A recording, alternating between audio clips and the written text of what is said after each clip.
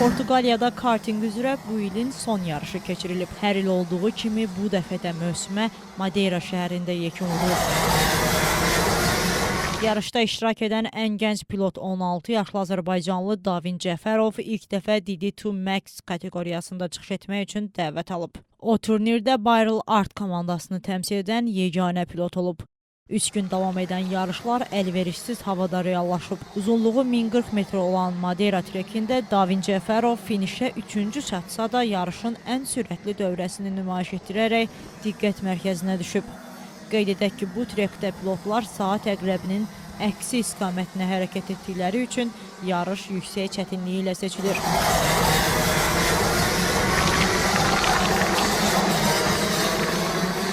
Davin Cəfərov trekdə yarışan ilk əcnəbi pilot kimi də tarixə düşüb. Bununla da gənc idmançı mövsümü uğurla başa vurub.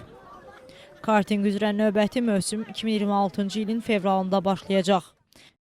Davin Cəfərovun gələn il dünya və Avropa çempionatları, eləcə də bir sıra beynəlxalq turnirlərdə iştirakı planlaşdırılır. Gənc pilot yeni mövsümə hazırlıqlarını Portuqaliya və İspaniyada davam etdirəcək.